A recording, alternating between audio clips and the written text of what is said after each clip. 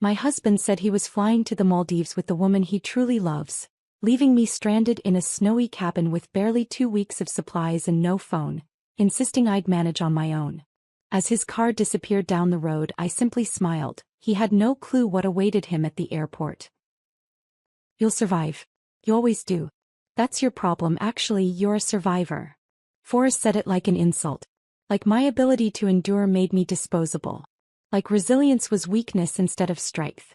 I was lying in my grandmother's cabin, 2 days after emergency surgery, watching through a frost-clouded window as my husband threw his suitcase into my Jeep.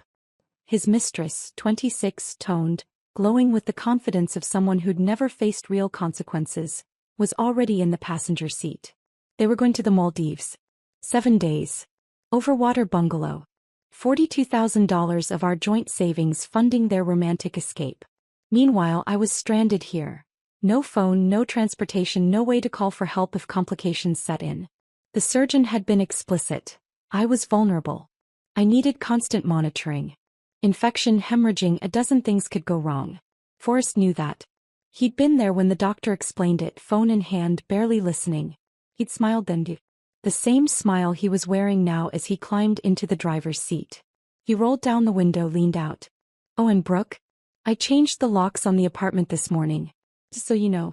Wouldn't want you wasting energy trying to get in when you finally make it back to civilization." He laughed. Actually laughed. I stood at the window, one hand pressed against the surgical incision, the other braced against the wall for support. Every breath was agony. Every heartbeat a reminder that I should be in a hospital, not abandoned in the mountains. But I wasn't crying. Wasn't collapsing. Wasn't breaking the way Forrest expected. I was smiling. Because he'd made a catastrophic mistake. He thought he'd planned everything. Thought he'd accounted for every variable. Thought I'd be too weak, too isolated, too broken to fight back. He'd forgotten one thing. He'd forgotten who I was. And that oversight was going to cost him everything. The Jeep's taillights disappeared around the bend where the pine trees grew thick enough to block the sky. I watched until there was nothing left but tire tracks in the snow and the faint smell of exhaust hanging in the cold mountain air. My legs were shaking. The walk from the bed to the window, maybe 15 feet, had taken everything I had. The incision pulled with each breath, a reminder that my body had been opened, gutted, fundamentally altered just 48 hours ago. Emergency hysterectomy. That's what the surgeon had called it when I'd woken up in recovery, groggy and disoriented, Forrest nowhere to be seen. I'd been hemorrhaging at home. Massive blood loss. The kind where minutes matter. Forrest had driven me to the ER with his jaw clenched tight, hands gripping the steering wheel like he was angry at me, at the inconvenience of my medical emergency interrupting whatever he'd been doing that afternoon. The surgeon had been a tall woman with gray-streaked hair and eyes that had seen too much. She'd explained everything while Forrest stood in the corner of my hospital room, scrolling his phone with the focus of someone reading something far more important than his wife's medical crisis. I'd watched her eyes flick from him to me, watched her mouth tighten almost imperceptibly. Recognition. The universal signal women give each other when they see what's really happening beneath the surface. "Complete bed rest for 2 weeks minimum," she'd said, directing her words at me but watching Forrest. "No stairs. No lifting anything heavier than a water bottle. You'll need constant monitoring for fever, excessive bleeding, signs of infection. You'll be extremely vulnerable during recovery." That word. Vulnerable. Forrest had looked up from his phone then. And smiled. I should have known right then what he was planning. Should have recognized that smile for what it was. Not relief that I'd survived, but calculation. Opportunity. But I'd been too drugged, too exhausted, too focused on the searing pain across my abdomen to think clearly. Now standing at the cabin window watching the space where my Jeep had been, I understood everything. This morning Forrest had brought me breakfast, lukewarm oatmeal that tasted like paste and my pain medication. I'd watched him move around the room with that careful efficiency, like he was checking items off a mental list. Then he'd done something that made my stomach drop. He'd picked up my phone from the nightstand and slipped it into his pocket. The movement was so smooth, so practiced I'd almost missed it. "You need complete rest," he'd said, smiling that smile. "Doctor's orders. No work stress, no social media rabbit holes. I'm doing you a favor, Brooke." I'd wanted to argue, but the pain had been too sharp, the medication making my thoughts slow and sticky. I'd watched him leave the room, heard him moving through the cabin, heard the scrape of firewood being stacked, the clank of cans being organized in the pantry. He'd been preparing, planning, making sure I had just enough to survive but not enough to escape. Then he'd come back to the bedroom and delivered his announcement like he was reporting a business trip. I'm flying to the Maldives. With Natalie. You remember Natalie? My personal trainer. Natalie. Of course it was Natalie. I'd met her twice. Once when I'd picked Forrest up from the gym 6 months ago, she'd barely glanced at me, just kept talking to Forrest about core engagement and optimizing his routine. The second time was at a fundraiser 3 months back. She'd looked through me like I was furniture. 26 years old. All toned muscle and high ponytails and Instagram posts about wellness journeys and living your best life. And now she was in my Jeep heading to the Maldives with my husband, funded by my money. I'm taking the joint savings, Forrest had said, words tumbling out faster like he wanted to get it all out before I could interrupt. All 42,000. Already transferred it this morning while you were sleeping. Turns out Natalie and I don't need a down payment on a bigger house. We need a vacation. We need to remember what it feels like to be young and happy. He'd pulled our apartment keys from his jacket pocket, the keys on the Tiffany keyring I'd given him on our wedding day, and dropped them on the floor. The sound they'd made was small but final. Like bones breaking. Change the locks too. Your stuff's in storage. Public storage on Route 38, Unit 519. Paid for 1 month. After that, they auction it off. So you might want to prioritize picking it up when you get back to civilization. I tried to stand. Made it halfway before the pain folded me back onto the bed. I'd pressed both hands against the incision, feeling heat, inflammation or rage, impossible to distinguish. Why? I'd whispered. Forrest had actually considered the question, tilting his head like I was a mildly interesting puzzle. Because I want more. Because you're 39 and you let yourself go. Because Natalie makes me feel alive in a way you haven't in years. He'd straightened, adjusting his leather jacket, the one I'd bought him for our 8th anniversary. Because the opportunity presented itself. Your surgery, this isolated cabin, perfect timing, and I'm smart enough to take it. That's when he'd said it. That line about me being a survivor. Like it was my fatal flaw instead of my strength. Now I stood at the window watching the empty space where my life used to be, and let myself remember what Forrest had conveniently forgotten. This cabin wasn't a prison. It was my grandmother's legacy. Gram had left it to me 3 years ago when she passed. It had been her refuge after my grandfather died. A place where she'd rebuilt herself, learned who she was without a man defining her, created a life on her own terms. She taught me everything during the summers I'd spent here as a kid. How to split wood. How to read weather patterns in the clouds. How to start a fire with damp kindling. How to be alone without being lonely. You're stronger than you know, Brooke, she told me during my last visit before she died. We'd been sitting on the porch watching the sun set over the mountains. Life's going to test that strength someday. When it does, remember where you come from. Remember what I taught you. At the time, I thought she was just being sentimental.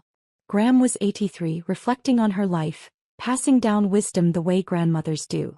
But now I understood. She'd been preparing me, warning me. She'd met Forrest exactly once, at our wedding. I'd watched her watch him throughout the ceremony, her expression unreadable. During the reception she'd pulled me aside. Trust your instincts, Brooke, she'd whispered, gripping my hands with surprising strength. Always. I'd laughed it off, too happy and in love to hear what she was really saying. But Gram had known. Somehow she'd seen what I couldn't. That the man I was marrying had the capacity for this kind of cruelty. I forced myself to move away from the window, each step a negotiation with pain. The bedroom was small, sparse, exactly as Gram had left it. Handmade quilt on the bed. Simple dresser. A wooden chair by the window where she used to sit and read. And on the wall, barely visible in the weak morning light, a framed cross-stitch she'd made years ago. A woman who knows her worth doesn't measure herself by a man's opinion. I stared at it, feeling something shift in my chest. Not just pain. Something harder. More solid. Forrest thought he'd destroyed me. Thought he'd left me broken and helpless and alone. He was wrong. I made my way to the kitchen, every step deliberate, every breath measured. It took 5 minutes to cross the main room. 5 minutes of agony and determination. But I made it. And there, mounted on the wall next to the ancient refrigerator, exactly where my brother Garrett had installed it 3 years ago, was the satellite phone. I lifted the receiver. Heard the dial tone, clear and beautiful as a promise. Forrest had made his calculations, planned his escape, accounted for every variable. Except one. He'd underestimated me. And that mistake was going to cost him everything. I dialed from memory, fingers steady despite everything. 4 rings. Then Garrett's voice, sharp with alarm. "Brooke? Jesus Christ, where are you? I've been calling for 2 days. Your phone goes straight to voicemail." "Garrett." My voice came out calmer than I felt. Controlled. Nothing like the victim Forrest had tried to leave behind. "I need you to do something for me. Right now. Are you near your computer?" Silence. Then carefully, "What happened?" "I'll explain later. Right now I need you to make a call. Airport security. International terminal. There's a flight to the Maldives leaving tonight." "Wait, what? The Maldives? Brooke, what the hell is going on?" "I need you to report 2 passengers traveling with stolen funds. Credit card fraud. Unauthorized use of a joint account by one party without the other's consent." The silence stretched longer this time. I could hear my brother breathing, could almost see him processing, calculating. Garrett wasn't just a software engineer. He was my software engineer. The person who taught me that preparation beats panic, that trust without verification is just controlled demolition in slow motion. When he spoke again, his voice had changed. Gotten harder. More focused. "Tell me everything." So I did. I told him about Forrest's announcement 30 minutes ago. About standing in the bedroom doorway like a stranger, backlit by weak winter sun, telling me he was leaving for the Maldives with the woman he truly loves. Those words. The woman I truly love. Not me. Not us. Someone else. "Natalie," I said, and the name tasted bitter. "His personal trainer. 26. Started working with her 6 months ago. He says she gets him. Makes him feel alive. All the things I apparently stopped doing." I tried to sit up when he first said it. The incision had screamed in protest and I'd collapsed back onto the pillows, tasting copper where I'd bitten the inside of my cheek. Natalie. I'd met her twice. Once at the gym when I'd picked Forrest up. She'd barely glanced at me, just kept talking to him about optimal heart rate zones. The second time at a charity fundraiser 3 months ago. She'd looked through me like I was furniture. Like I didn't exist. Now she was sitting in my Jeep heading to paradise with my husband. "He didn't just tell me about the affair," I continued, my grip tightening on the satellite phone receiver. "He told me he took the money. All of it." "What money?" "Our joint savings. $42,000. 5 years of careful deposits, planning for a down payment on a house. He transferred it this morning while I was sleeping. While I was doped up on pain medication, 2 days post-surgery." Garrett swore low and vicious. He said it casually, Garrett. Like he was reporting the weather. "Turns out Natalie and I don't need a house. We need a vacation." I closed my eyes, remembering the moment. Then he pulled out our apartment keys, the ones on the Tiffany keyring I gave him on our wedding day, and dropped them on the floor. The sound they'd made was so small. Just metal hitting wood.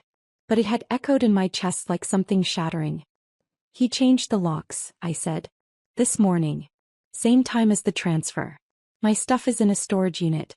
Public storage on Route 38, Unit 519. He paid for 1 month. After that they auction it off."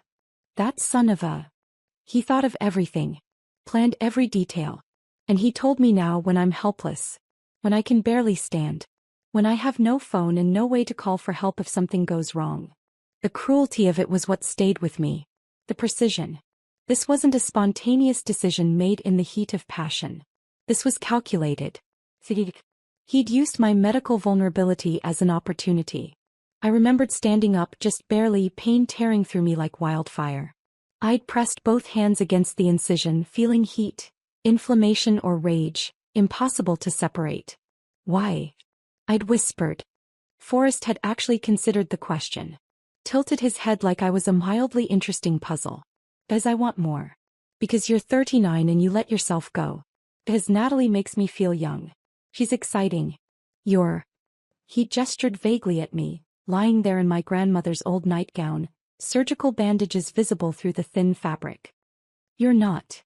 He hadn't been yelling. Hadn't been angry. Just calm. Rational. Like he was explaining a business decision that made perfect sense. "You'll survive," he'd said, adjusting his leather jacket, the one I'd bought him. "You always do. That's your superpower, Brooke. You're a survivor. You adapt. You'll figure it out." He'd said it like an insult. Like my resilience made me disposable. Then he'd walked away. Just turned and left while I stood there, one hand pressed against a surgical wound, the other braced against the wall for support. I'd made it to the window. Every step had been agony, but I'd made it. Through frost-clouded glass, I'd watched him throw his suitcase into my Jeep. The Grand Cherokee I'd bought with inheritance money from Graham.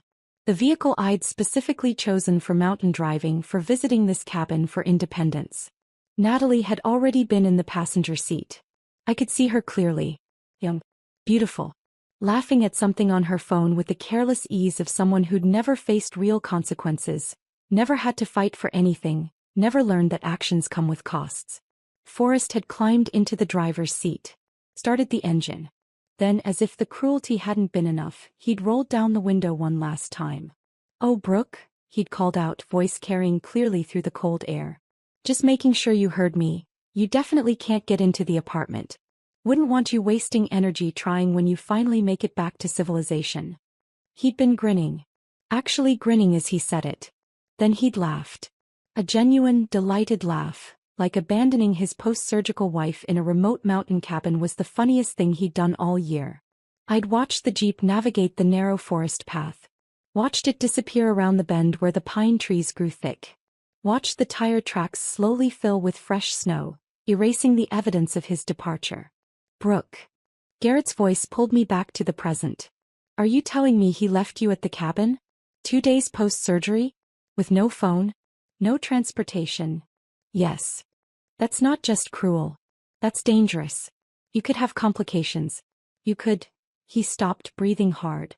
"That's criminal. That's abandonment. That's why I need you to make that call," I said. "Airport security. Report the credit card fraud. They're flying out tonight. 7 p.m. flight from JFK. Consider it done." I heard him moving, heard the sound of his laptop opening. "But Brooke, there's more to this. There has to be. You wouldn't just be calling me to delay their flight." "What else?" I smiled despite the pain. My brother knew me too well. "I need you to do something else," I said. "Remember that investigator I hired 2 months ago?" Silence. "Then, the one you hired after Forrest told you that you were overreacting to his friendship with Natalie?" "That's the one. He found everything, Garrett. Hotel receipts. Text messages. Evidence that he's been draining our savings for months. Not just the 42,000. 60,000 total, moved into a private account I wasn't supposed to know about. Jesus. There's more. I found the Maldives reservation 3 weeks ago. Left open on his laptop. 2 tickets. 7 days. Aquatica Resort. Overwater bungalow. Booked under Forrest and Natalie Callahan." Garrett was quiet, waiting. "What Forrest doesn't know," I continued, "is that I called the resort the next day. Added a 3rd guest to the reservation." "You didn't." "I did. Told them my brother would be joining us. They were happy to accommodate. I sent you a separate confirmation. You never got it because I sent it to your old email address. The one you only check for spam and random stuff. But it's valid. Your name is on that reservation, Garrett. You have just as much right to that bungalow as they do." My brother laughed. A sharp, fierce sound that made me feel less alone. "You want me to crash their romantic vacation. I want you to deliver something. The investigator's file. Everything we have. Photos. Receipts. Text messages where Forrest called me the obstacle, and Natalie called me the old wife. Evidence of systematic financial abuse. I want them to understand exactly what they're losing." "I'm already packing," Garrett said, and I could hear the grin in his voice. "My flight leaves in 4 hours. I'll beat them there by 12 hours. There's one more thing." Hit me. I took a breath, savoring what came next. "I need you to tell airport security to check Forrest's passport. Tell them there might be a warrant." "Is there a warrant?" "There will be by the time you make the call. I've been working with a lawyer for the past month. Not a divorce lawyer. A criminal lawyer. specializes in financial abuse cases. Garrett whistled low. You've been planning this. I hoped I was wrong, I said quietly. Hoped he'd prove me wrong. But I prepared anyway. What kind of warrant are we talking about? Emergency protective order. Asset freeze. And yes, an arrest warrant pending investigation of financial abuse and domestic violence. The law considers abandoning a post-surgical spouse without means of communication or access to funds to be life-threatening neglect. When does it hit the system? I checked the old clock on the kitchen wall. About 6 hours. Right when they'll be going through security. For a moment neither of us spoke. Then Garrett's voice came through, rough with emotion. You're brilliant. You know that. I'm tired, I said honestly. But I'm not broken. No, he agreed. You're definitely not broken. After we hung up, I stood in the kitchen, receiver still in my hand, feeling something settle in my chest. Not quite peace. Not yet. But something close. Forrest had called me a survivor like it was my weakness. He was about to learn it was my greatest strength. I hung up the satellite phone and stood there in the kitchen, my hands still resting on the receiver, feeling the weight of what I'd just set in motion. The dial tone had gone silent, but my heart was still racing. Not from fear, but from something sharper. Clarity. Purpose. The kitchen was cold. I'd let the wood stove burn down while I was on the phone with Garrett, too focused on laying out the plan to notice the temperature dropping. Now I felt it. The kind of cold that seeps into your bones, makes your fingers ache, reminds you that survival requires attention to details. I moved to the stove, opened the iron door, and fed in 2 logs from the stack Forrest had so carefully prepared. The irony wasn't lost on me. He'd stocked firewood thinking he was ensuring my survival just long enough to make his escape clean. What he'd actually done was give me the resources to stay comfortable while I dismantled his life piece by piece. The logs caught quickly, flames licking up around the dry bark. I watched them burn, feeling the heat start to radiate outward, and thought about timing. 6 hours until the warrant hit the system. Forrest and Natalie would be at JFK by now, probably checking in, maybe grabbing overpriced airport food and champagne, celebrating their brilliant escape. Forrest would be relaxed, confident, certain he'd planned everything perfectly. He had no idea what was waiting for him at the security checkpoint. I made my way back to the bedroom, each step still in negotiation with pain, and lowered myself carefully onto the bed. The incision pulled tight, a reminder that my body was still healing, still vulnerable in the ways the surgeon had warned about. But vulnerability wasn't weakness. I was learning that now. I reached for the drawer in the nightstand, Graham's old nightstand, the one she'd used for decades. Inside was her journal, the leather cover worn soft with age and handling. I'd found it 2 years ago while cleaning out the cabin after she passed, had read it cover to cover in one sitting, crying through most of it. Graham's marriage hadn't been what I'd thought. The stories I'd heard growing up, about my grandfather being a good man, a provider, a pillar of the community, were sanitized versions. The truth, written in Graham's careful handwriting, was darker. He'd been controlling, dismissive, unfaithful. He'd made her feel small, insignificant, like she existed only to serve his needs and maintain his image. She'd stayed for 30 years because that's what women did in her generation. You stayed. You endured. You smiled for the neighbors and pretended everything was fine. But after he died, she'd bought this cabin and built a different life. One on her own terms. I wasted decades trying to change him, she'd written in an entry from 15 years ago. I should have spent that time becoming who I was meant to be. There was another entry dated a year before she died. I'm leaving the cabin to Brooke. She has my spine even if she doesn't know it yet. She'll need it someday. I just hope she uses it sooner than I did. I closed the journal, feeling tears burn behind my eyes. She'd known. Somehow she'd seen it coming, not the specifics maybe but the shape of it. The pattern. My phone, Forrest's phone now, the one he'd stolen this morning, would have been buzzing with concerned messages by now if anyone knew where I was.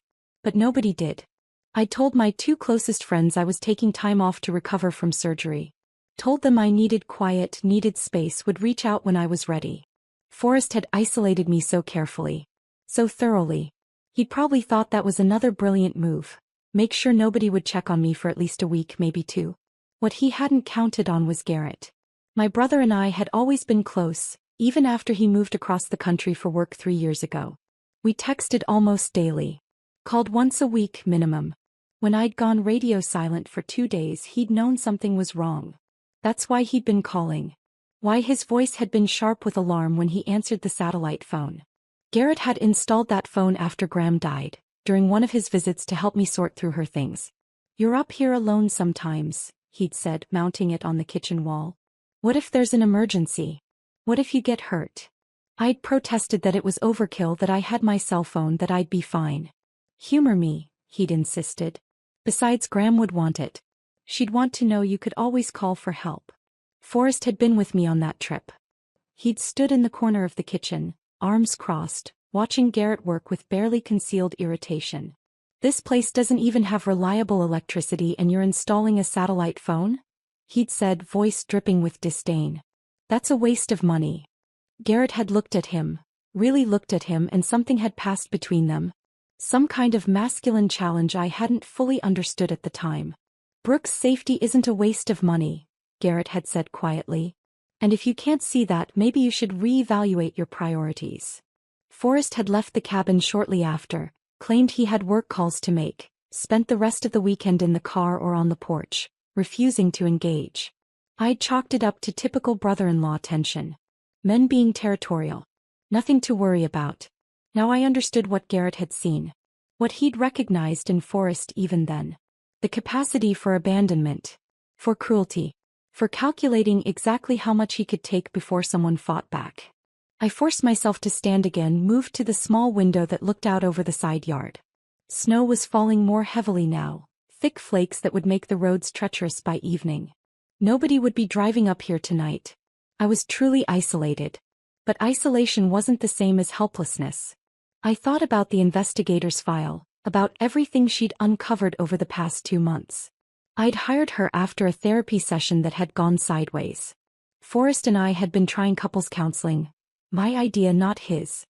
He'd agreed with a condescending sigh, like he was humoring a child. 3 sessions in, I'd mentioned his friendship with Natalie. How it made me uncomfortable.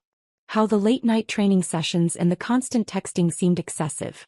The therapist had asked Forrest to reflect on whether his behavior might be contributing to my anxiety. Forrest had laughed. Actually laughed. "Brooke's always been insecure. She sees threats where there aren't any. I'm just trying to stay healthy. If she can't handle me having a female friend, that's her issue to work through." The therapist had nodded thoughtfully, made some notes, and I'd felt my stomach drop. She was buying it. Buying his version of reality, where I was the problem, I was the insecure wife, I was the one who needed to change. After that session, I'd stopped talking about Natalie in therapy. But I'd started talking to a private investigator instead. Her name was Margaret Reeves. Former NYPD detective, specialized in surveillance and infidelity cases. She was in her 50s, sharp-eyed, with a no-nonsense demeanor that made me trust her immediately. "I'm not here to tell you what to think," she'd said during our first meeting. "I'm here to find facts. What you do with those facts is up to you." The facts had been damning. 14 hotel visits over the past 5 months. Always the peninsula, always charged to our joint credit card. Text messages that made my skin crawl. Forrest calling me the obstacle, Natalie calling me the old wife. Both of them discussing how to handle the Brooke problem once they could finally be together. But the most damning evidence was financial. Margaret had access to tools I didn't, ways of tracking money that I'd never known existed. She'd found the private account Forrest had opened 6 months ago. Found the systematic transfers. 500 here, 1,000 there, sometimes more. Over $60,000 total, moved out of our joint savings into an account only he controlled. "This isn't just an affair," Margaret had said, sliding the report across the table to me. "This is financial abuse. Deliberate. Planned. If you wanted to press charges, you'd have grounds." I'd taken the report home, hidden it in a place Forrest would never look. Inside a box of tampons in the bathroom cabinet. Men never looked there. And I'd started planning. Not for revenge. Not yet. Just for protection. For leverage. For whatever came next. I'd contacted Julia Brennan, a lawyer who specialized in financial crimes. Explained the situation. Asked what my options were. She'd been blunt. "If he's systematically draining your assets while you're married, that's theft. If he abandons you in a vulnerable state without access to funds or communication, that could be domestic violence. But we'd need to prove intent. Intent. That had been the missing piece. Until this morning when Forrest had handed it to me wrapped in a bow. He'd waited until I was post-surgical. Waited until I was isolated at the cabin. Taken my phone. Taken my money. Taken my transportation. Left me with just enough supplies to survive but not enough to escape easily. That wasn't abandonment. That was attempted destruction. And it gave Julia everything she needed to file for an emergency protective order and an arrest warrant. The paperwork had been ready for weeks, just waiting for the right moment. This morning, while Forrest was busy transferring the last of our savings and packing his bags for paradise, I'd been emailing Julia from my laptop. The one he didn't know I had hidden in the cabin, the one I used for freelance work, the one with its own mobile hotspot for internet access. She'd filed at 9 a.m. Judge had signed by noon. Warrant would hit the system by 6 p.m. Right when Forrest would be going through airport security, boarding pass in hand, Natalie by his side, convinced he'd gotten away with everything. I moved away from the window back to the bed, lowering myself carefully onto the mattress. The pain was constant now, a low burn that the medication could only partially touch. But pain was just information. Just my body telling me what it needed. And right now what I needed was rest. Real rest. Not the fitful half-sleep of survival mode, but actual recovery. Because this wasn't over. The arrest was just the beginning. I closed my eyes, pulled Graham's quilt up over my shoulders, and let myself feel something I hadn't felt in years. Not happiness. Not yet. But something close. The cold satisfaction of knowing that the man who'd tried to destroy me was about to learn a lesson he'd never forget. You don't underestimate a survivor. You don't confuse endurance with submission. And you definitely don't forget about the satellite phone. Sleep didn't come. I lay in the darkness, listening to the wind howl through the pines, feeling the cabin creak and settle around me like a living thing. The pain medication had worn off hours ago, and the incision throbbed with each heartbeat, a metronome keeping time with my racing thoughts. I'd moved back to the armchair by the wood stove around 7, unable to stay still in bed, unable to do anything but wait. The fire threw dancing shadows across the walls, shapes that looked almost like people moving in the periphery of my vision. Ghosts maybe. Or just exhaustion playing tricks on my mind. The clock on the mantel, one of Graham's antiques that still kept perfect time, showed 8:47 p.m. Forrest and Natalie would be at the airport by now. Probably through check-in. Maybe browsing the duty-free shops, picking out overpriced perfume or designer sunglasses for their tropical escape. Maybe sitting in an airport lounge, champagne in hand, toasting their brilliant plan. I wondered if Forrest was thinking about me at all. If any part of him felt guilt or hesitation. If he'd looked back as he drove away even once. Probably not.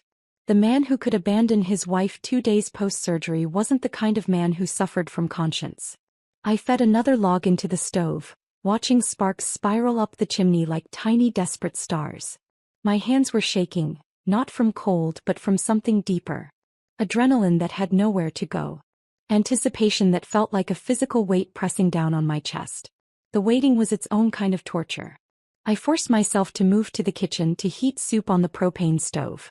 Chicken noodle from Akin, the kind Graham always kept stocked because it was cheap and lasted forever. I ate standing up, mechanical bites that tasted like nothing but my body needed fuel. The surgeon had been clear about that. Nutrition was crucial for healing. As I ate, my mind kept drifting back over the past 6 months, playing them like a film reel I couldn't stop. The signs had been there. I just refused to see them. Forrest working late more often, coming home after I was already asleep, smelling like unfamiliar soap. His sudden obsession with fitness. Not just going to the gym but hiring a personal trainer, meal prepping, talking constantly about optimizing his body and investing in his health. I'd thought it was a midlife crisis. He was 37, maybe feeling the years creeping up, trying to recapture youth. I'd actually encouraged it. Told him I was proud of him for taking care of himself. God, I'd been so blind. Then there were the phone habits. The way he'd angle the screen away when notifications came in. The way he'd step into another room to take calls. The way he'd started keeping his phone face down on surfaces, like the mere sight of incoming messages was classified information. When I'd asked about it, casually, not accusatory, he'd made me feel crazy. You're being paranoid. he'd said, shaking his head like I was a child having an irrational tantrum. I'm allowed to have privacy. We don't have to share everything. And the touching had stopped. Not all at once but gradually. Like someone turning down a dimmer switch over months. The casual kisses goodbye became perfunctory pecks. The hand-holding stopped. Intimacy became scheduled, obligatory, something he endured rather than initiated. I'd suggested date nights. Couples therapy. A weekend getaway. Forrest had looked at me like I was proposing we climb Everest naked. We don't need therapy. We're fine.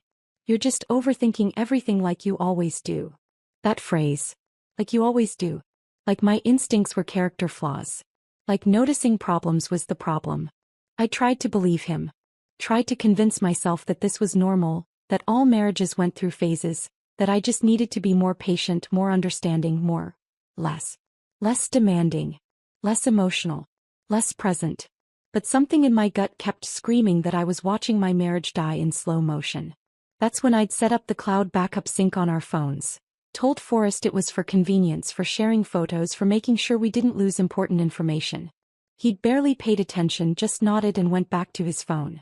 He'd handed me the surveillance tool without even realizing it. For months I didn't use it. Didn't look. Told myself that if I trusted him, if I just gave him space, things would get better. Then came the therapy session.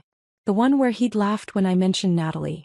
The one where he'd made me sound unhinged in front of a professional whose job was to evaluate our marriage. That night I'd opened the cloud backup. Started reading. The messages between Forrest and Natalie went back 8 months. Hundreds of texts. Photos I had to close immediately because seeing them felt like being flayed alive. Plans. Promises. An entire relationship happening in the margins of mine. She's getting suspicious, Forrest had texted one night in April. Just keep her calm until we can make a clean break, Natalie had replied. After the house closes we'll have enough for the Maldives trip. Then I'll tell her. But they hadn't waited for the house to close.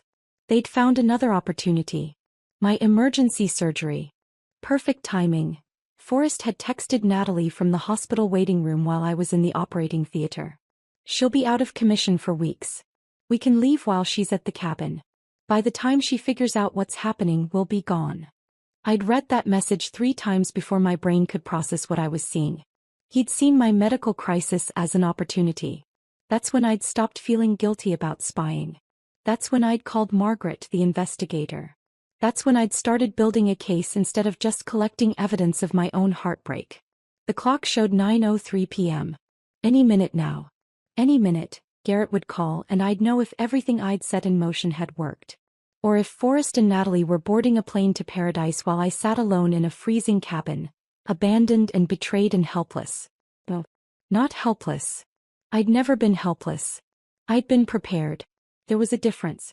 The satellite phone rang at 9:17 p.m. I moved faster than I should have, pain lancing through my abdomen, but I didn't care. I grabbed the receiver on the 3rd ring, nearly dropping it. Garrett. They pulled him aside. His voice was tight with barely controlled excitement. Both of them. Airport security. About an hour ago.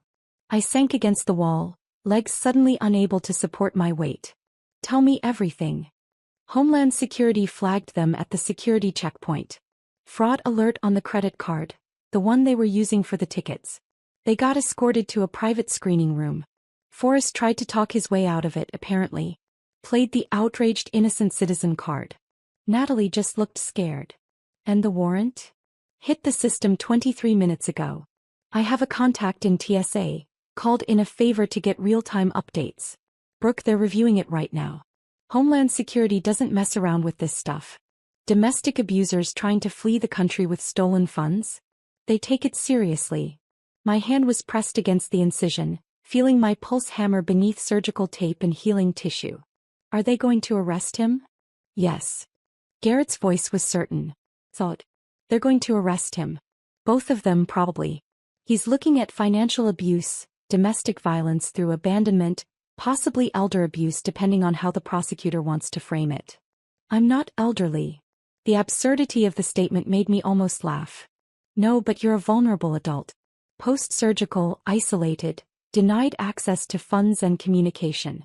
The law doesn't look kindly on that. He paused. Brooke, they're not getting on that plane. Their Maldives vacation is over before it started. I closed my eyes, feeling something crack open in my chest. Not quite relief. Something more complex. He called me a survivor like it was an insult, I said quietly. He was right about one thing: you are a survivor. He was just wrong about what that means. He thought it meant I'd accept anything, endure anything, that I'd just adapt. Instead, you fought back. Garrett's voice carried something like pride.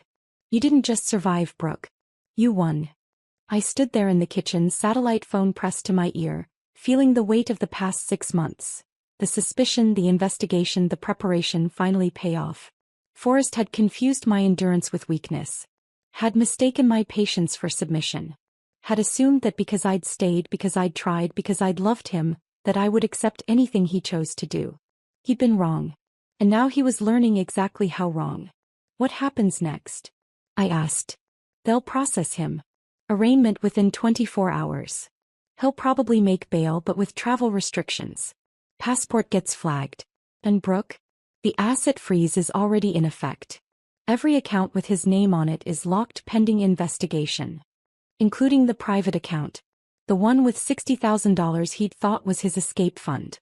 Thank you, I said, and the words felt inadequate for what Garrett had done. What he'd helped me do. That's what family does, he said simply. Now get some rest. Real rest. You're safe. He can't hurt you anymore. After we hung up, I stood in the kitchen for a long moment, just breathing. The cabin was silent except for wind and fire. I was alone. But I wasn't abandoned. I was free. I stood in the kitchen after Garrett's call, the satellite phone still warm in my hand, and felt the adrenaline that had been holding me upright suddenly drain away. My legs went weak. I caught myself against the counter, breathing hard, feeling the incision pull tight across my abdomen. Free. He'd said I was free. But freedom felt like collapsing, not flying.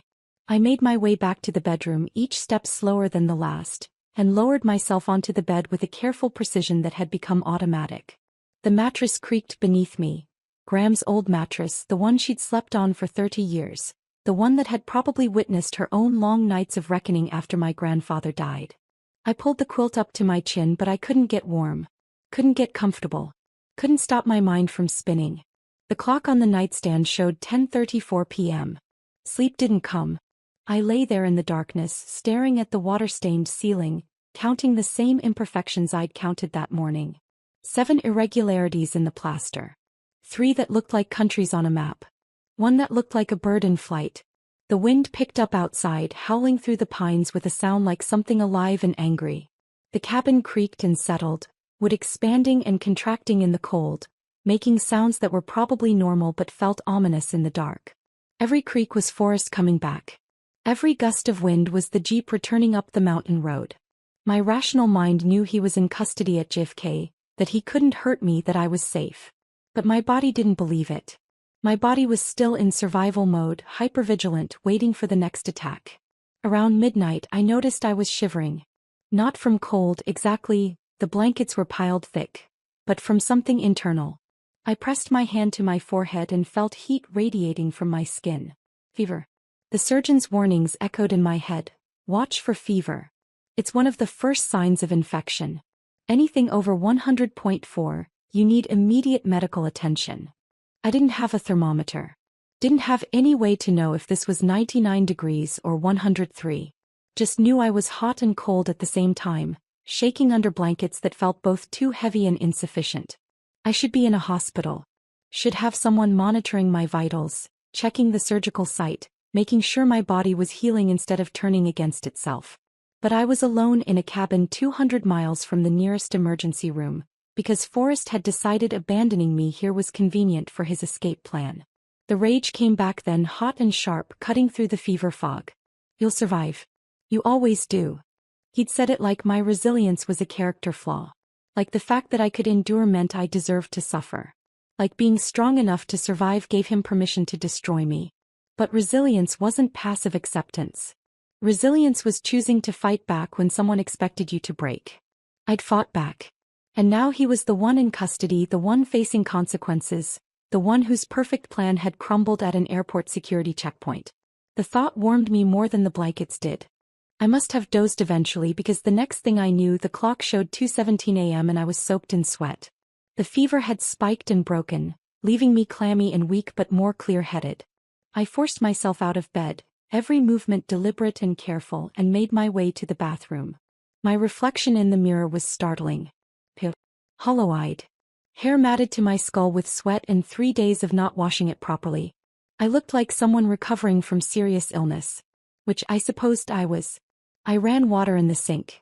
The cabin had a well, thank God, one of the improvements Graham had made in her later years, and washed my face, the back of my neck, my arms. The cold water felt like salvation. Then I peeled back the surgical dressing with shaking hands. The incision was angry red, the skin around it tight and inflamed.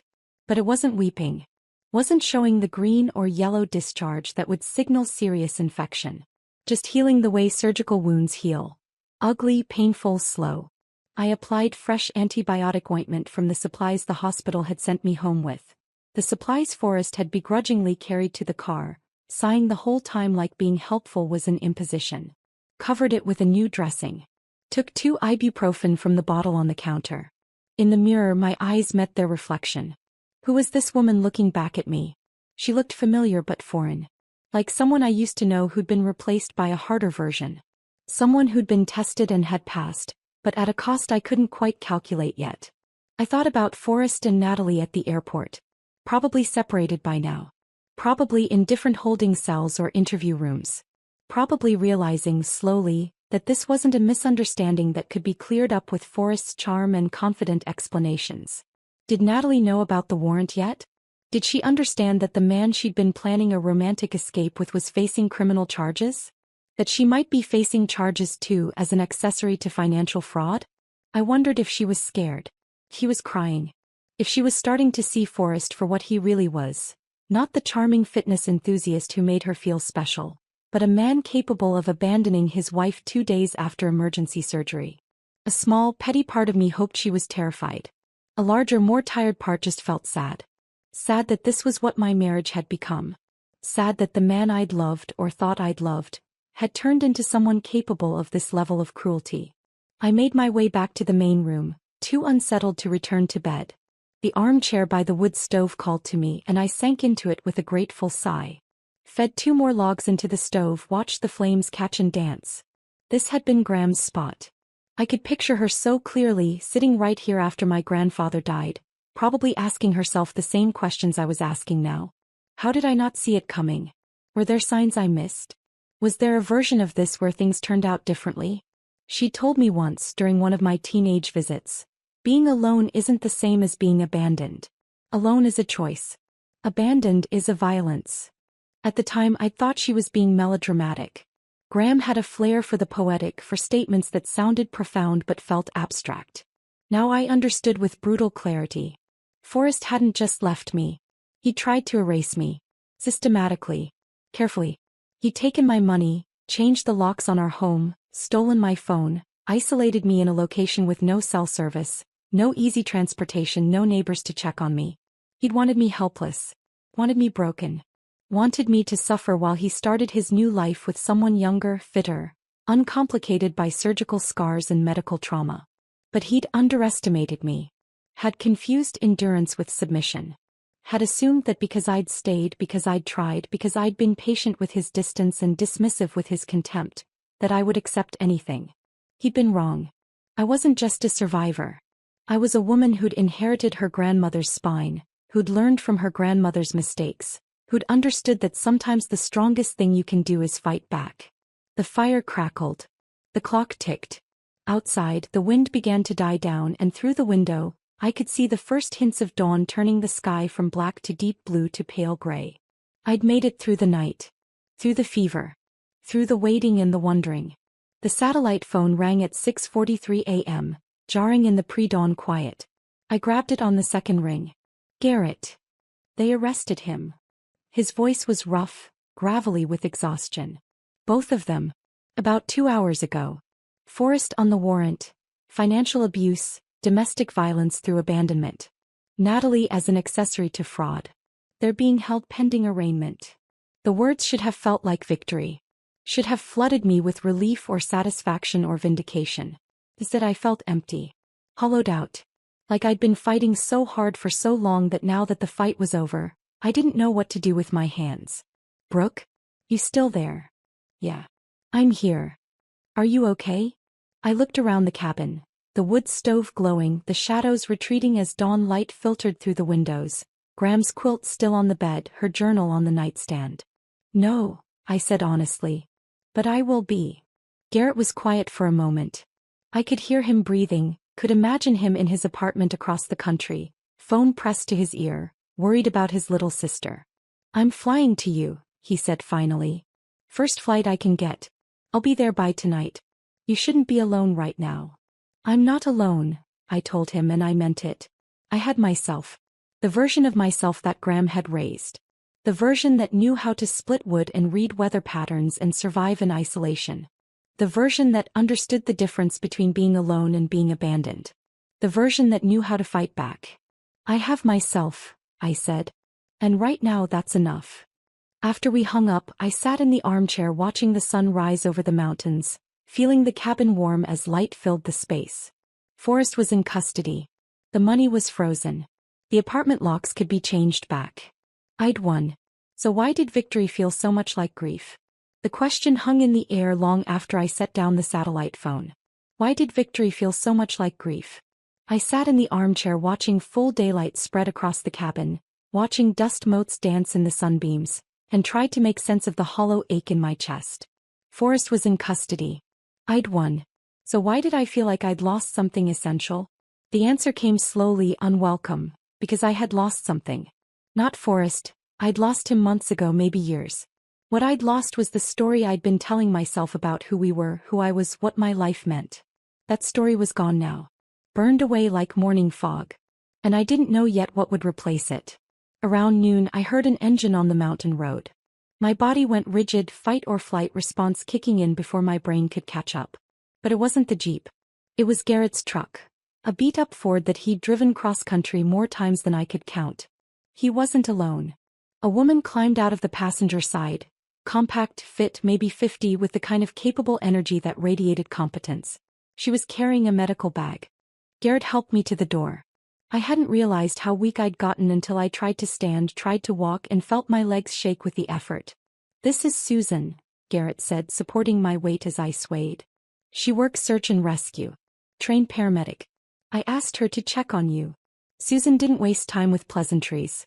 She guided me back to the armchair, set her bag down, and started pulling out equipment. Thermometer. Blood pressure cuff. Stethoscope. How long have you had the fever? She asked, pressing the thermometer against my forehead. Since midnight. Broke around 2. Any chills? Nausea? Dizziness? All of the above. The thermometer beeped. She checked it, frowned. 99.2. That's elevated but not critical. She wrapped the blood pressure cuff around my arm, pumped it tight. When was your surgery? 4 days ago. Emergency hysterectomy. Her eyes met mine and I saw recognition there. Not just medical recognition. Something deeper. And you've been here alone since when? 2 days. She didn't say anything, just finished taking my blood pressure, checked the reading, made a note on her phone. Then she looked at Garrett. She needs a hospital. The incision is healing, but she's at risk for complications. She needs 4 antibiotics and professional monitoring. I'm fine, I started to say, but Susan cut me off with a look. You're not fine. You're recovering from major abdominal surgery in a remote cabin with no medical support. You developed a fever. You're weak, dehydrated, and if that incision gets infected, you could go septic. She softened slightly. I get it. You wanted to be alone. But alone and endangered are different things. I was too tired to argue. They bundled me into Garrett's truck. Susan in back with me, monitoring my vitals, Garrett driving with the careful focus of someone transporting something fragile. The 2-hour drive back to town felt longer, every bump in the road sending jolts of pain through my abdomen. But I was grateful. Grateful I didn't have to be strong anymore. Grateful I could let someone else make decisions for a few hours. The hospital loomed ahead. All concrete and glass and fluorescent lighting. The same hospital where I'd had the surgery. The same emergency entrance where Forrest had dropped me off 4 days ago with barely concealed impatience. Susan stayed with me through triage, through the intake process, through the transfer to a room. Professional courtesy, maybe, or just human kindness. I couldn't tell the difference anymore. The surgeon appeared within an hour. The same tall woman with gray-streaked hair who'd operated on me. Her expression when she saw me was complicated. Concern. Bigger. Something that looked like recognition. "Where's your husband?" she asked, and the question was weighted. "Arrested," I said. "JFK Airport. Last night." Her eyebrows rose, but she didn't look surprised. "Tell me." So I did. All of it. The abandonment. The stolen money. The changed locks. The deliberate isolation while I was recovering from surgery she'd performed. When I finished, she was quiet for a long moment. Then, "I've seen this before.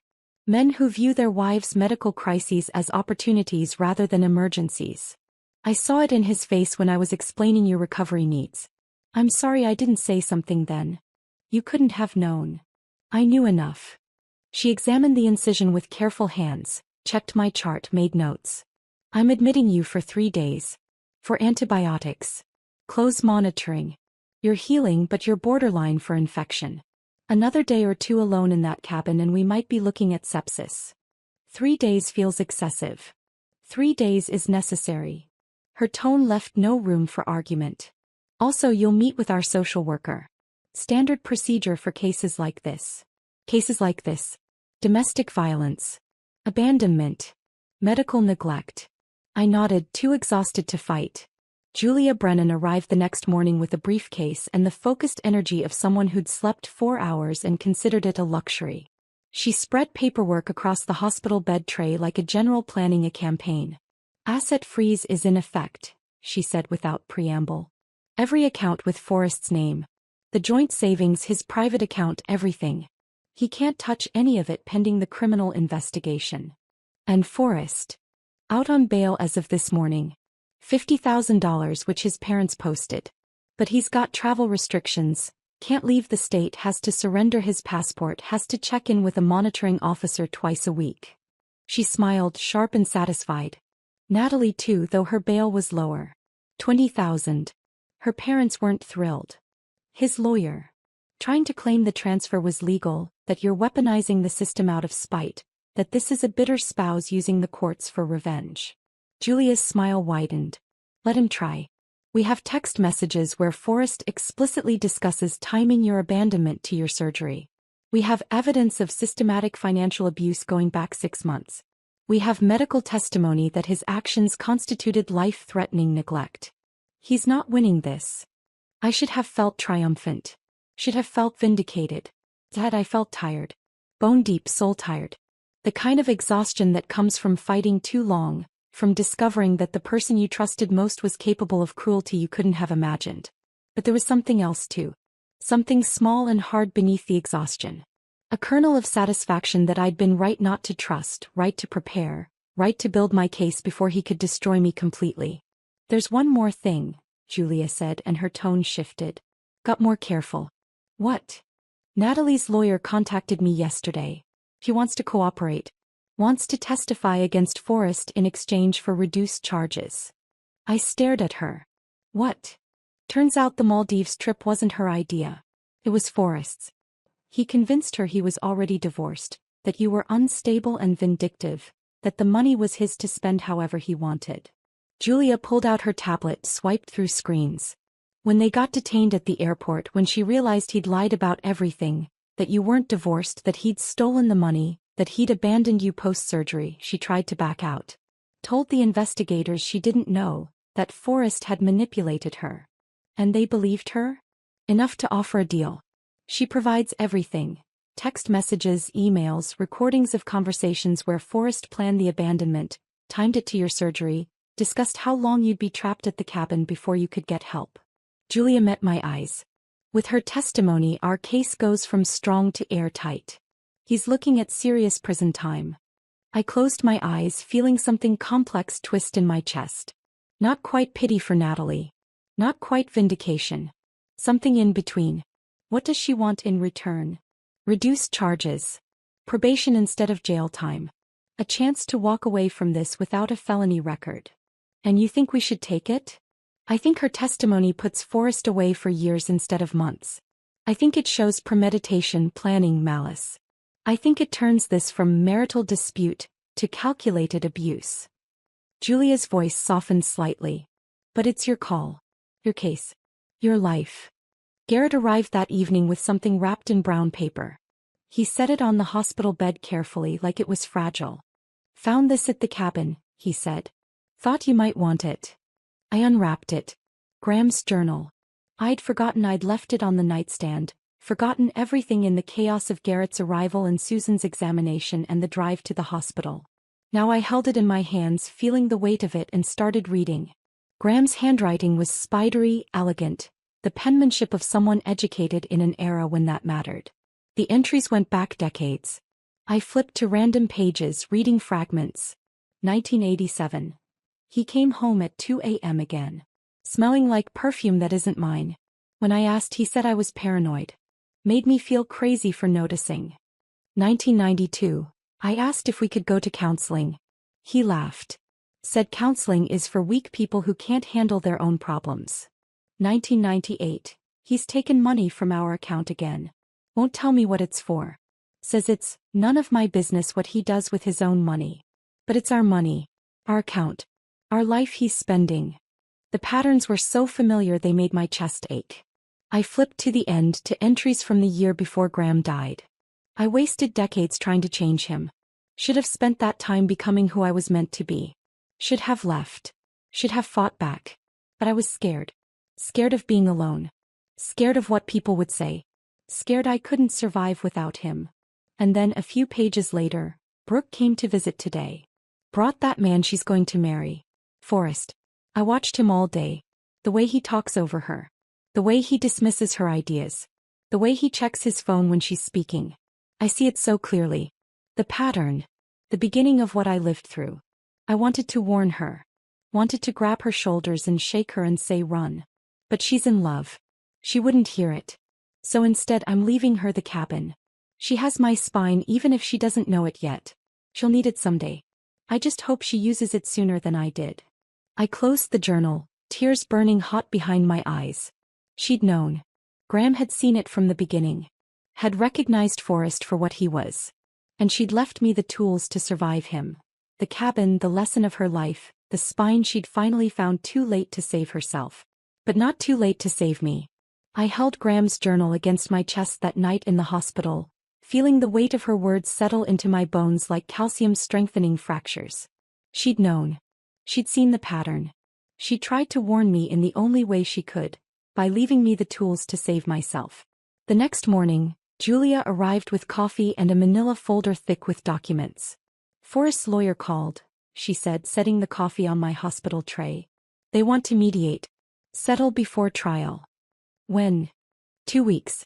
That gives you time to recover, time to get your strength back. She pulled a chair close to the bed. You don't have to do this. We can proceed to trial.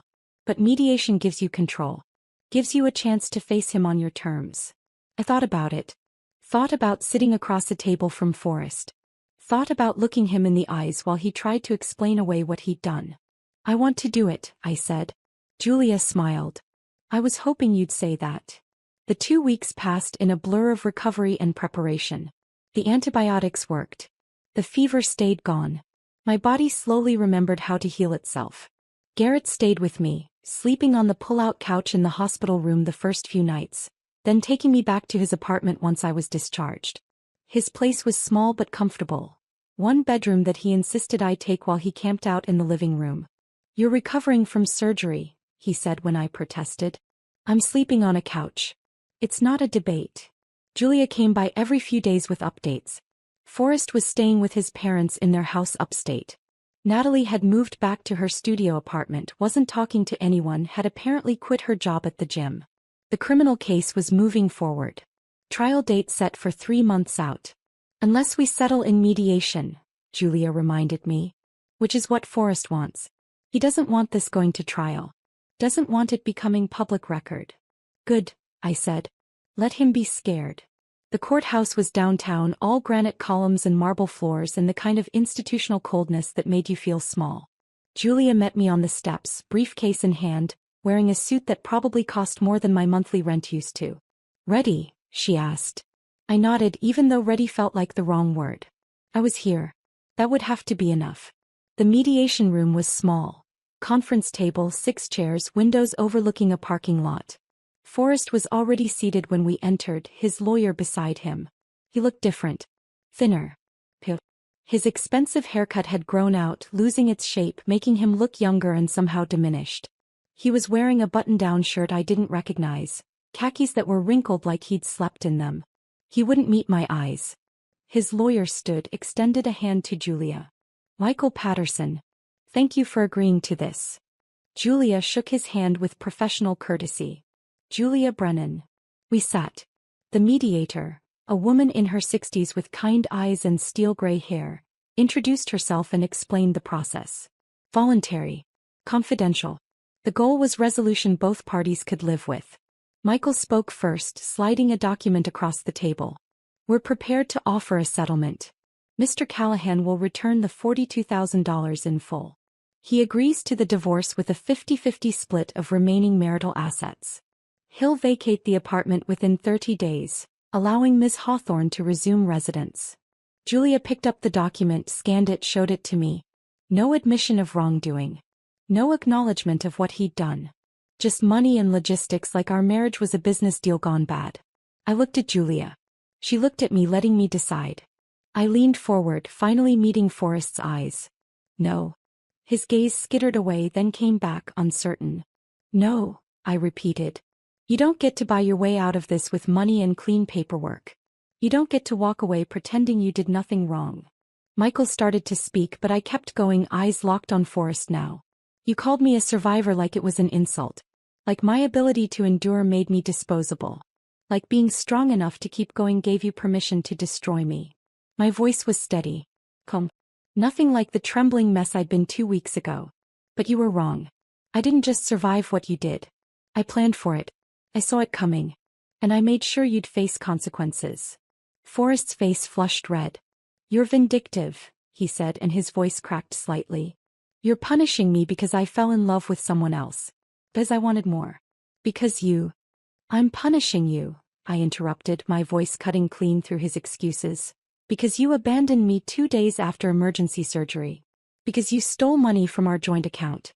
Because you took my phone, changed the locks, and left me isolated in a cabin with no way to call for help if I hemorrhaged or got infected or needed emergency care. This isn't about love, Forrest. This is about you being a coward." The room went silent. Even Michael looked uncomfortable. "You called yourself smart," I continued. "Said you were smart enough to take the opportunity. But you weren't smart. You were cruel. There's a difference." "I gave you 9 years," Forrest said, and now there was desperation in his voice. 9 years of my life. You got boring, Brooke. You got old. You stopped trying. I wanted more. I deserved more." "Then you should have divorced me," I said. "Like an adult. Like a decent human being. You should have said, 'This isn't working, I want out,' and we could have separated like rational people. Instead, you stole from me. You lied to me. You used my medical crisis as cover for abandonment. You left me to suffer because it was convenient for your escape plan." I leaned back, feeling Julia's presence beside me like reinforcement. "There's no version of this where you're the victim." Forrest opened his mouth, closed it, opened it again. No words came. Julia slid a document across the table. "Our counteroffer. Full return of all stolen funds. The $42,000 plus the additional $18,000 we can prove was transferred prior to the Maldives trip. Plus damages for emotional distress and medical complications resulting from abandonment.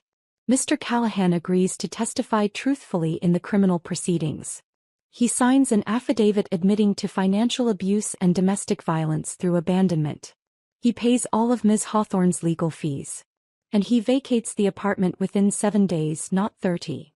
Michael picked up the document, scanned it, his expression darkening with each paragraph. "This is excessive. You're asking him to admit to crimes he hasn't been convicted of." "He committed those crimes," Julia said simply. "We have evidence. We have testimony from his accomplice. We have his own text messages planning the abandonment. The criminal trial will prove everything in that affidavit. We're just asking him to be honest about what he did." This is vindictive, Michael said. This is justice, Julia corrected. Take it or go to trial. Your choice. Michael looked at Forrest. Forrest looked at the document, then at me, then at the table. Can we have a moment? Michael asked. The mediator nodded. They stepped out into the hallway, leaving Julia and me alone in the conference room. You did good, Julia said quietly. You didn't let him make you small. My hands were shaking slightly. Adrenaline. Fury. Something that felt like grief and vindication tangled together. When they returned, Forrest's expression was defeated. Hollow. I'll sign, he said. Michael produced the documents. One by one, Forrest signed. Each signature an admission, each page a piece of justice I'd fought for, prepared for, survived for. When it was done, he looked at me one last time. I didn't mean for it to go this way, he said, and he almost sounded sincere. Almost. You meant for me to suffer, I said quietly. You just didn't mean for me to fight back. He flinched like I'd slapped him. Said, walked to the door without another word, Michael trailing behind him with the signed documents. The door closed. Julia started gathering paperwork, sliding copies into her briefcase with efficient movements. How do you feel? She asked. I sat there in the conference room looking at the empty chair where Forrest had been, trying to identify what I felt. Not triumphant. Not vindicated. Not even satisfied. Empty. Hollowed out.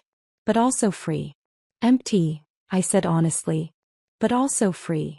Julia nodded like she understood. That's normal. You spent months fighting. Now the fight's over and you don't know what to do with your hands. What comes next? He pays.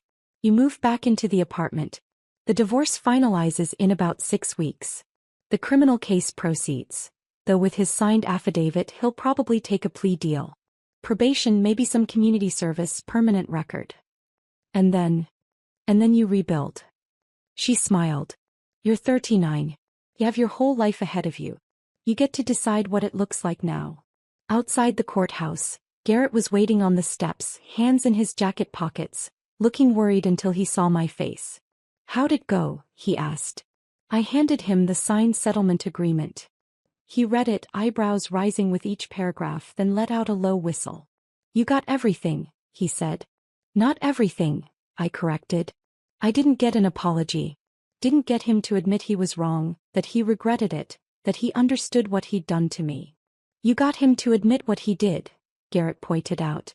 That's more than most people get. We walked to his car. He drove me back to his apartment in comfortable silence, letting me process, letting me sit with whatever I was feeling. My phone buzzed halfway there. Text from an unknown number. I opened it. I'm sorry. I didn't know. No signature. But I knew who it was from. Natalie. I stared at the message for a long moment, feeling something complicated twist in my chest. Bigger. Pity. Exhaustion. Then I deleted it. Some apologies come too late. Some bridges burn too thoroughly to rebuild. And some people don't deserve the energy it would take to forgive them. I put my phone away and watched the city pass by the window, feeling lighter than I had in months. I'd faced him. I'd told him the truth. And I'd walked away. That was enough. The phrase echoed in my head for weeks after the mediation. In Garrett's apartment, sleeping in his bedroom while he camped on the couch. In physical therapy sessions where I relearned how to move without favoring the surgical site. In the quiet moments before sleep when my mind would replay the confrontation, Forrest's face, the signatures on the settlement documents. That was enough. But was it? The divorce finalized 6 weeks later. I wasn't required to attend. Just signatures, paperwork, legal dissolution of 9 years reduced to a judge's stamp and a court filing number. Julia called me with the news. It's done, she said. You're officially single. I'd expected to feel something, relief, sadness, liberation. Dad, I just felt tired. The money came back in increments. The $42,000 first, then the additional $18,000 from the earlier transfers, then the damages Julia had fought for. By the time everything cleared, there was nearly $70,000 in my account. More than I'd had before Forrest started draining it. I stared at the balance on my phone, feeling disconnected from the number. It was just money. It didn't undo what had happened. Didn't erase the betrayal or the fear or the nights I'd spent alone in that cabin wondering if I'd survive. But it gave me options. And options felt like freedom. The criminal case ended with a plea deal just like Julia predicted. Forrest pleaded guilty to financial abuse and domestic violence through abandonment. 2 years probation. Community service. Permanent restraining order. And a criminal record that would follow him forever. He'll never work in finance again, Julia told me. Background checks will flag the conviction. He's done. I should have felt satisfied.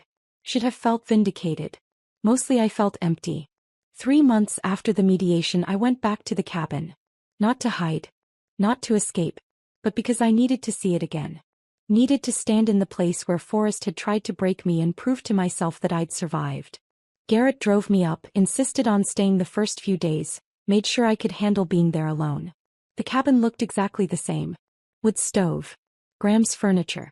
The water stain on the ceiling that looked like a map of nowhere. But I was different.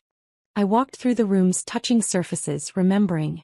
The kitchen where I'd called Garrett on the satellite phone. The bedroom where I'd watched Forrest drive away. The window where I'd stood and smiled because I knew something he didn't.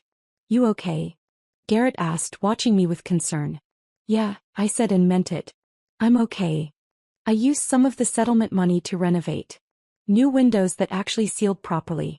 Updated kitchen with a real stove and a refrigerator that didn't sound like it was dying. A generator that worked reliably, not just when it felt like it. The cabin transformed from primitive to comfortable. Still rustic. Still remote. But livable year-round if I wanted. And I wanted. 6 months after Forrest's arrest, I moved back to the cabin full-time. Garrett thought I was crazy. You're isolating yourself, he said. You're running away. I'm choosing where I want to be, I corrected. There's a difference. I set up the porch the way Graham used to have it.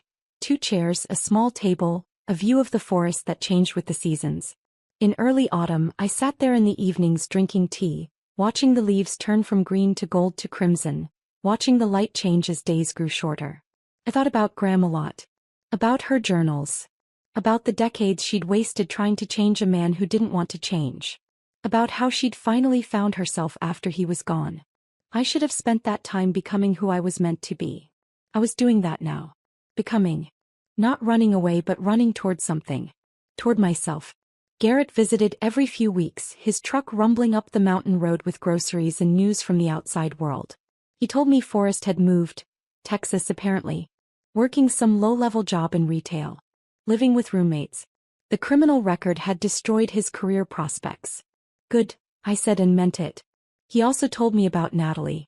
She'd moved to California trying to start over. She'd sent a longer apology letter through Julia.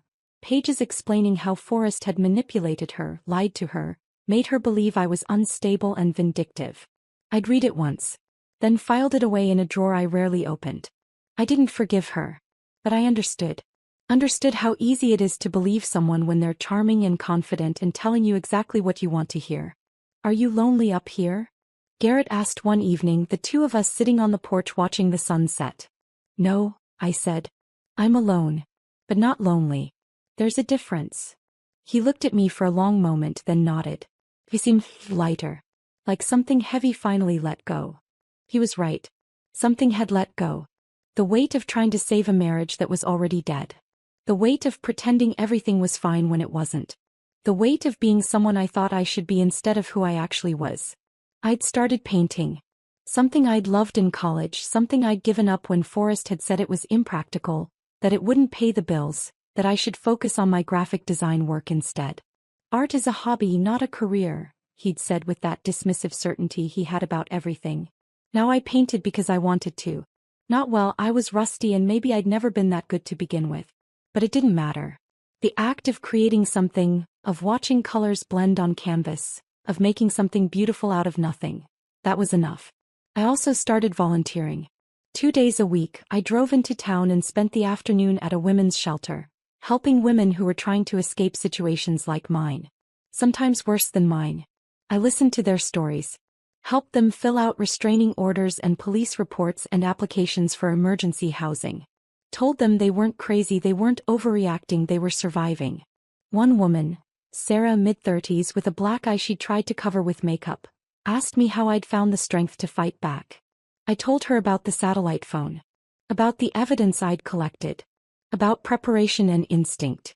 But mostly I told her this: you're already strong. You're already fighting. Now you just have to believe you deserve to win. She cried. I held her hand. And I thought about the surgeon who'd looked at Forrest with recognition. The woman at the shelter coordinator who'd recognized my story the first day I volunteered. The nurse who'd examined me at the cabin and known immediately what had happened. We recognize each other, women who've survived. We know the signs. And we help each other escape. The anniversary came quietly. 1 year since the day Forrest had stood in the cabin doorway and announced he was leaving for the Maldives with the woman he truly loved. 1 year since he'd driven away laughing while I stood at the window, post-surgical and abandoned, planning his destruction.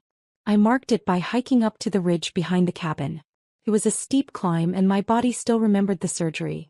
Certain movements pulled oddly, scar tissue protesting. But I made it. At the top the view stretched for miles. Mountains and forest and sky, endless and indifferent and beautiful. I thought about Forrest one last time. Wondered if he regretted it. Wondered if he understood what he'd lost. Not just the money or the career, but the chance to be someone better than he was. Probably not. Men like him rarely do. They move on, find new targets, repeat patterns until someone finally stops them. But I'd stopped him. At least for me. At least for now. I wasn't his victim. I never had been. I'd been his wife, then his opponent, then the woman who beat him. Now I was just Brooke. Myself. Whole. I breathed in the cold mountain air, autumn turning toward winter, the smell of pine and approaching snow, and felt something I hadn't felt in years. Peace. Not happiness. Not yet. Maybe not ever in the way I'd imagined happiness when I was younger, when I thought love and marriage and partnership were the path to fulfillment. But peace. The kind that comes from surviving something that tried to destroy you. The kind that comes from knowing who you are when everything else is stripped away. The kind that comes from choosing yourself. I stood on that ridge for a long time, watching the sun sink toward the horizon, painting the sky in shades of orange and pink and purple. Then I turned and hiked back down to the cabin. To the wood stove I'd learned to tend. To the paintings drying on the porch. To the life I was building on my own terms. Forrest had called me a survivor like it was an insult. He was right. I was a survivor. But survival wasn't the end of the story. It was just the beginning. I survived. And now I was learning how to live. If this story of calculated justice kept you hooked until the very end, smash that like button right now. My favorite part was when Brooke smiled at the window, knowing about the satellite phone Forrest had completely forgotten. What was your favorite moment? Drop it in the comments below. Don't miss more gripping stories of revenge and resilience. Subscribe and hit that notification bell so you never miss an upload.